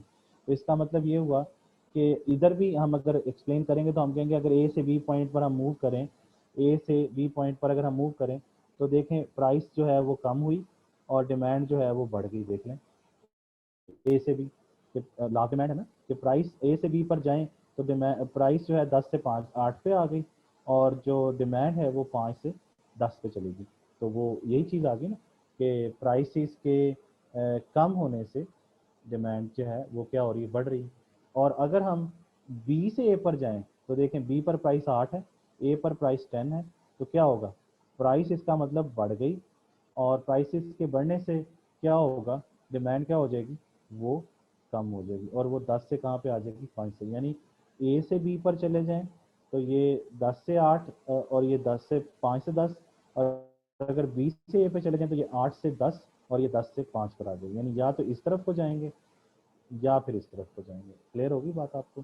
तो ये है लॉ ऑफ डिमांड। अभी भी जो चीज़ इसमें मिस है, जो अभी आपको नहीं मैं बता रहा, वो है other things remaining the same. इसका मतलब ये है कि जो लॉ ऑफ डिमांड है उसमें तो हमने कहा कि quantity demand is a function of price, ये जो मैंने अभी आपसे डिस्कस किया। तो अब ये चीज़ समझनी है कि क्या इसके अलावा भी फैक्टर्स होते हैं कि नहीं होते हैं। देखें, जब हम ये कहते हैं कि quantity demand is a function of price, और साथ हम आप बताएं, जब आप बाज़ार में जाते हैं तो क्या क्या देखते हैं, किसी चीज़ की डिमांड के लिए आप क्या क्या देखते हैं? तो आप सबसे पहले जब दुकान पे जाते हैं तो क्या करते हैं, चलें बताएं। अब चूंकि ये फेस टू फेस, नॉर्मली लोग कहते हैं जी हम जाके कहते हैं कीमत क्या है, हालांकि ऐसा नहीं है। नॉर्मली सबसे पहले जाके सलाम करते हैं आप। या जस्ट किडिंग, आप लोग इतनी वो बात सुन के अभी तक ना वो हो रहे होंगे, तो इसलिए थोड़ा सा ऐसे बात करो। तो बारह सलाम के बाद क्या करते हैं, सबसे पहले जो कंसर्न होता है किसी भी चीज़ की डिमांड के लिए, वो आप कीमत से बात करते हैं, कीमत क्या है। तो लेकिन कीमत के अलावा भी तो फैक्टर्स होते हैं ना जो आप देखते हैं। तो मैं यहाँ पे कॉमा लगा के लिख रहा हूँ। फॉर एग्जाम्पल, आप इनकम की बात करते हैं, तो इनकम, वाई का मतलब क्या है, इनकम। इकोनॉमिक्स में वाई का जो सिंबल है वो इनकम के लिए यूज़ होता है। पी किसके लिए यूज़ होता है, प्राइस के लिए यूज़ होता है। तो आप इनकम भी तो देखते हैं ना कि आपकी इनकम ज़्यादा है तो फिर आप डिमांड ज़्यादा करेंगे, अगर आपकी इनकम कम है तो उसके मुताबिक। इसके अलावा आप टी देखते हैं, टी मीन्स टेस्ट, आप टेस्ट देखते हैं, टी फॉर टेस्ट। तो टेस्ट है आपका कि नहीं उस चीज़ के लिए। फिर आप डब्ल्यू देखते हैं, डब्ल्यू का क्या मतलब है, वेदर। कोई चीज़ खरीदने से पहले उसमें देखते हैं उसका मौसम है या नहीं है। फिर आप फैशन, एफ, एफ का क्या मतलब है, फैशन। तो फिर आप फैशन देखते हैं कि फैशन है उस चीज़ का कि नहीं है, किसी भी चीज़ की डिमांड कर रहे हो। फिर आप क्या देखते हैं कि उसकी जो है वो एन, एन का क्या मतलब है कि और कितने लोग, इधर उधर दुकान में भी देखते हैं कि नंबर ऑफ कंज्यूमर्स कितने हैं इस चीज़ को खरीदने वाले, यानी और कितने लोग इस चीज़ को खरीद रहे हैं। नहीं भी आप देखते तो दुकानदार बताता है आपको कि बाजी ये ना सारी चीज़ बिक गई है और आपके लिए रह गई, बाकी तो दुनिया ले गई सारी। या जनाब ये सूट जो है ये बस आखिरी पीस है, या ये जूती आखिरी है, दुनिया ले गई सारी। तो आप कहते हैं अच्छा दुनिया ले गई तो मैं भी ले जाता हूँ या मैं भी ले जाती हूँ। तो वो आपको आप प्राइस भी फिर नहीं देखते, फिर आप सिर्फ बंदे देख के ले लेते हैं कि सब ने लिया मैं भी ले लेता हूँ। समझ रहे हैं बात? इसी तरीके से और भी फैक्टर हो सकते हैं, जैसे आप ये प्राइस अगर फर्स्ट, ये डिमांड फर्स्ट कर लें किसी ए चीज़ की है तो ये प्राइस उसी ए चीज़ की है, समझ रहे हैं ना? तो अब आप ये भी तो देख सकते हैं कि दूसरी चीज़ की प्राइसेस क्या है, इसे हम प्राइसेस ऑफ आर कहते हैं, पी आर। पी आर का क्या मतलब है, इसका मतलब है प्राइसेस ऑफ रिलेटेड गुड्स, कि इन जैसी और चीज़ों की कीमत भी तो देखेंगे ना कि और कौन सी चीज़ें ऐसी हैं जो कि इस जैसी हैं और उनकी कीमत क्या है, तो फिर आप उसके मुताबिक डिसीजन करेंगे। इसी तरीके से आप फिर देखेंगे कि शाहरुख खान ने क्या कहा है, फिर आप ये देखेंगे कि कटरीना कैफ क्या कहती है, यानी एडवर्टीजमेंट, ए फॉर एडवर्टीजमेंट। ये मैं नीचे इसलिए लिख रहा हूँ कि आपको बाद में ये नोटेशन समझ नहीं आनी। तो एडवर्टीजमेंट जो है वो आप देखेंगे, नहीं समझ आई? तो एडवर्टीजमेंट भी आपकी डिमांड को अफेक्ट करती है। समझ गए ये सारी बातें? इसका मतलब ये है कि prices, income, taste, weather, fashion, number of consumers, prices of related goods, advertisement, और पता नहीं कौन कौन से फैक्टर होंगे जो किसी एक चीज़ की डिमांड को अफेक्ट करते हैं। मैंने ये डॉट्स लगा दिए हैं कि और भी बहुत सारे फैक्टर्स हो सकते हैं जो किसी चीज़ की डिमांड को अफेक्ट करते हैं। अब आपको समझ आ रही होगी कि जो यहाँ पर बात की गई थी कि other things remaining the same, या अदर थिंग्स नहीं तो other factors remaining the same, things या factors. Other factors remaining the same. तो वो क्या मतलब है इसका? इसका मतलब ये है कि मार्शल जिसने ये ला दिया था, डॉक्टर एल्फ्रेड मार्शल, वो इस चीज़ को जानता है कि लॉ ऑफ डिमांड सिर्फ प्राइस से इफेक्ट नहीं होती है, और भी फैक्टर होते हैं जो कि डिमांड को इफेक्ट करते हैं। लेकिन वो कहता है कि ये अगर डिमांड एक ही और प्राइस एक ही है, तो यहाँ से लेके यानी ये सारी चीज, ये यहाँ से लेके यहाँ तक ये सारे क्या होंगे? ये अदर फैक्टर्स होंगे। समझ आई बात? इनको क्या कहेंगे? इनको कहेंगे अदर फैक्टर्स। और ये वही हैं जो यहाँ बात की थी, अदर थिंग्स या other factors remaining the same. तो उस वक्त मैंने अधूरी बात की थी, मैंने सिर्फ कहा था, यहाँ पे ये देखिए, मैंने कहा था quantity demand is a function of price. ये देखिए मैंने ये लिखा था यहाँ पे आपके सामने, ये आपके सामने मैंने कहा था quantity demand is a function of price. ये मैंने आपके सामने कहा था। तो मैंने प्राइस और डिमांड की बात की, क्योंकि लॉ में यही सारी बातें, लॉ में प्राइस और डिमांड की बात की है, लेकिन अदर फैक्टर्स उसने कहा हैं सही जो डिमांड को अफेक्ट करते हैं, लेकिन आपने उसको क्या रखना है? कांस्टेंट रखना। फैक्टर्स को क्या कर दिया था वहां पे? अदर फैक्टर्स को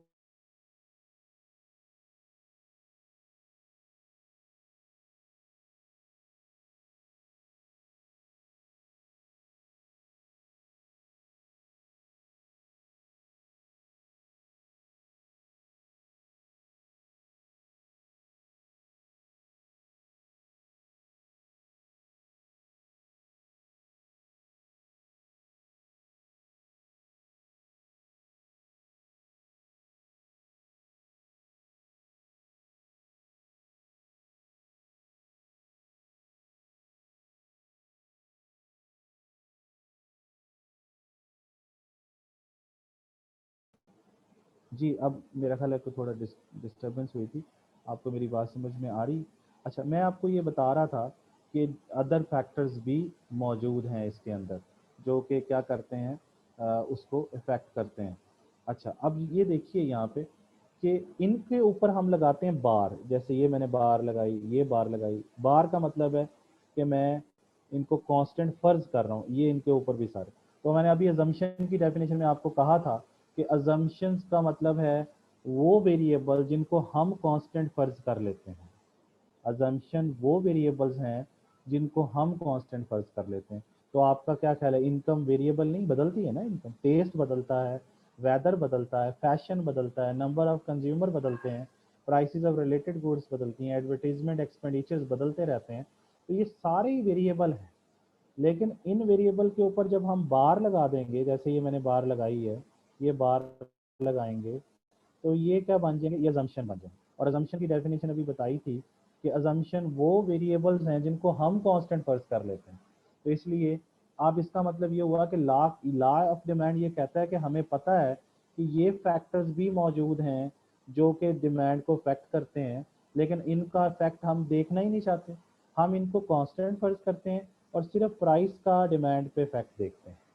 यही उसने बात की कि other factors remaining the same if price of the commodity, यानी इसका मतलब अदर फैक्टर्स वो मानता है कि हैं जो डिमांड को इफेक्ट करते हैं, लेकिन उनको वो कहता है कि मैं फर्ज कर लेता हूँ कि वो कांस्टेंट है। तो सिर्फ मैं क्या फिर देखता हूँ?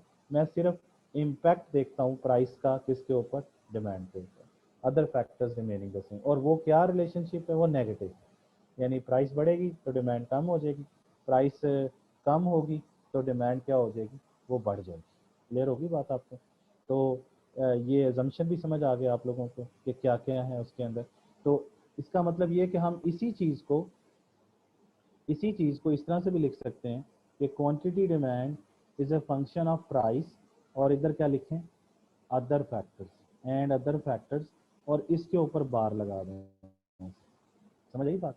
बार लगाने का मतलब ये है कि ये कांस्टेंट है, तो ये अदर फैक्टर्स बन गए सारे। क्लियर होगी बात? और अदर फैक्टर्स को हम क्या कहते हैं? सेट्रस पेरिबस कहते हैं। तो सेट्रस पेरिबस ये हो गया सारा, ये वाला सारा सेट्रस पेरिबस हो गया, ठीक है ना जी? तो सेट्रस पेरिबस ये हो गया, ये सारा सेट्रस पेरिबस है, ये सेट्रस पेरिबस, यानी other factors remaining the same. तो बाकी क्या बचा? प्राइस प्राइस बची, और क्या बचा, प्राइस बची, और क्या बचा, ये प्राइस, सॉरी, ये प्राइस बची हमारे पास, और क्या बचा, और डिमांड बची। तो ये आपके पास डिमांड, तो प्राइस और डिमांड का रिलेशनशिप नेगेटिव है, लेकिन other factors remaining the same, assumptions कहते हैं इनको। और अजम्पशन का मतलब मैंने अभी आपको बताया कि जिसमें बाकी फैक्टर्स को हम क्या करते हैं, फ़र्ज़ करते हैं तो चेंज नहीं होती। यानी इन सब का मतलब ये है कि assumption means those variables which we hold constant in uh, in order to prove any law। तो ये हर लॉ में होंगे, लेकिन हर लॉ में मुख्तलिफ होंगे, जाहिर सी बात है। तो आप कोई भी आगे लॉ ऑफ सप्लाई आएगा तो उसके भी शुरू में आपने एक लफ्ज लिखना है, यही वाला कि other things remaining the same, लेकिन उसके अदर थिंग्स क्या होंगे, डिफरेंट होंगे, फैक्टर्स उसके और होंगे। लेकिन उनको उससे ये पता चलता है कि ये एक चीज जो ये वाली चीज है, इसको क्या क्या फैक्टर इफेक्ट करते हैं, और लॉ किसको कंसिडर कर रहा है। लॉ जिसको कर रहा होगा वो उसको एक्सप्लेन कर देगा, जैसे यहाँ प्राइस को कर दिया इसने, और जिसको नहीं करेगा उसको कहेगा other factors remaining the same, तो वो उनका फैक्ट नहीं देखना चाहता। लेकिन हम अगला क्वेश्चन जब पढ़ेंगे तो उसमें हम लॉ से हटकर जो चीज़ पढ़ेंगे नेक्स्ट क्वेश्चन, तो उसमें हम इनका फैक्ट भी देखेंगे कि क्या होता है, लेकिन लॉ में ये चीज़ शामिल नहीं है। तो आप लोगों को अजम्पशंस समझ आ गए, assumptions of the law of demand क्या है। तो आप कहेंगे what are the assumptions of law of demand, तो आप कहेंगे income should not change, taste should not change, weather should not change, fashion should not change, number of the consumers should not change, prices of the related goods should not change, advertisement should not change, है ना। और भी मतलब आप चीज़ें कह सकते हैं कि वो चेंज ना हो, जो कि मैंने डॉट्स में डाली, तो बहुत सारी हैं, सारी तो नहीं बताई जा सकती। तो 7-8 अजम्पशन जो मेन है वो बता देने हैं, वो मैंने बता दिए आप लोगों को। और अगर डू नॉट चेंज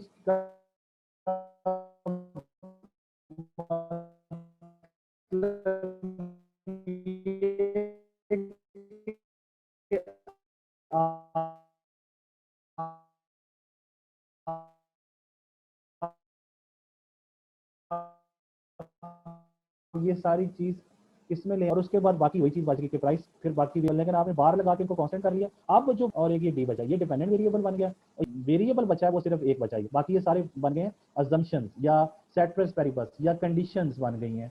ये अब चेंज नहीं होंगी, अब सिर्फ इसका इफेक्ट इस पे जाएगा, यानी प्राइस का इफेक्ट डिमांड पे जाएगा। तो ये है जी लॉ ऑफ डिमांड। पहले हमने डिमांड के बारे में पढ़ा, फिर उसके बाद लॉ ऑफ डिमांड मैंने आपको बताया, उसकी स्टेटमेंट बताई, और उसके बाद उसका हमने डाटा खुद से टेबल जनरेट की, फिर उसका हमने डायग्राम बनाने की कोशिश की, फिर मैंने आपको एक लफ्ज़ समझाया सेटरस पेरिबस क्या होता है, या other factors remaining the same क्या होता है, वो आपको समझ आ गया।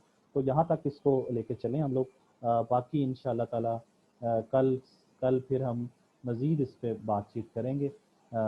लॉ अभी कंप्लीट नहीं हुआ है, लॉ की कुछ चीज़ें अभी रहती हैं। लॉ की अभी हमने सिर्फ 3 चीज़ें पढ़ी हैं, एक लॉ की स्टेटमेंट, ये स्टेटमेंट है लॉ की, ये क्या है, ये स्टेटमेंट है, फिर लॉ का टेबल पढ़ा है, फिर लॉ का ग्राफ पढ़ा है, और लॉ के हमने अजम्पशंस पढ़े हैं।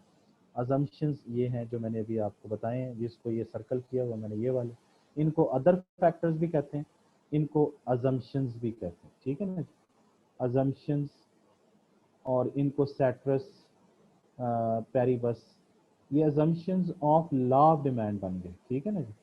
इस तरह ये ceteris paribus of law of demand बन गया, समझ गए, या इसको conditions of law of demand बन गया, समझ गए।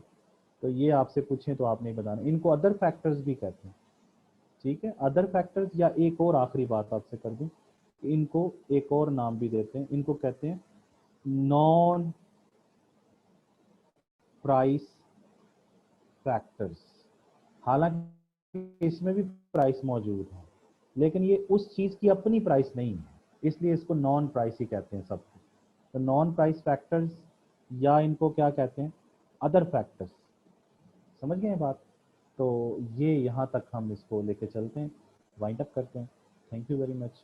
इंशाल्लाह ताला कल फिर दोबारा मुलाकात करेंगे और इसको आगे लेके चलेंगे। Thank you very much. अल्लाह हाफ़िज़।